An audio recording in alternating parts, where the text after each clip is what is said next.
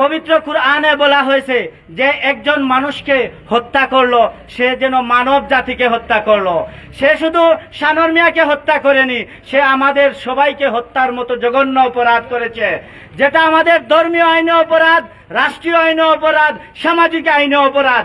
আমাদের প্রত্যেকের উচিত এদের কাউকে প্রশ্রয় না দেওয়া। উপস্থিত অত্র এলাকার বিশিষ্ট মুরব্বিয়ান, ছাত্র সমাজ, যুব সমাজ, ব্যবসায়ী সমাজ, বক্তব্য শুরুতে সবাইকে জানাই অভিনন্দন এবং শুভেচ্ছা। প্রিয় উপস্থিতি, আজকেও সত্যি অনেক কষ্ট হচ্ছে। আজ আমারই এক ভাইয়ের হত্যার প্রতিবাদে এবং বিচারের দাবিতে আজকে এখানে মানববন্ধন করতে হচ্ছে। বিগত কয়েকদিন হয়ে গেছে, এখন পর্যন্ত কোনো মূল হোতা এবং যারা সরাসরি হত্যাকাণ্ডে জড়িত তাদের কাউকে গ্রেফতার করা হয়নি। প্রিয় উপস্থিতি, আমরা আজকের এই মানববন্ধন থেকে প্রশাসনকে জানিয়ে দিতে চাই, যদি আপনারা অনতি বিলম্বে এদেরকে গ্রেফতার না করেন তাহলে আমরা সমস্ত এলাকাবাসী মিলে কঠোর পদক্ষেপ নিতে বাধ্য হব। প্রিয় উপস্থিতি, আপনারা জানেন এটা আজকে আমরা এখানে আমাদের মানবিক কারণে দাঁড়িয়েছি।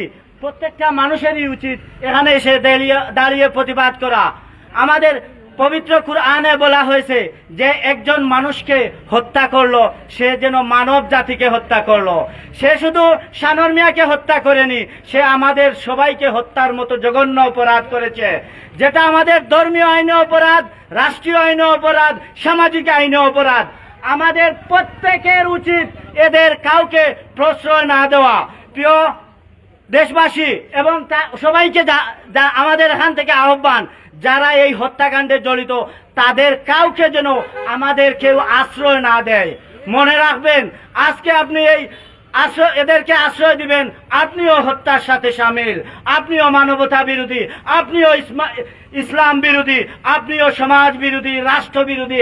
আমরা কাউকে ছাড় দেব না। যদি এই হত্যাকাণ্ডে জড়িত কাউকে অত্র এলাকার মানুষ আশ্রয় প্রশ্রয় দেয়, আমরা এই সমাজের সবাই মিলে তাদেরকে বয়কট করব। আর প্রশাসনকে দাবি জানাই অতি শীঘ্রই তাদেরকে গ্রেফতার করে সমাজে শান্তি প্রতিষ্ঠা করার জন্য বিনীত আহ্বান জানিয়ে আমি আমার বক্তব্য এখানেই শেষ করছি। আসসালামু আলাইকুম ওয়া রাহমাতুল্লাহি ওয়া বারাকাতুহু।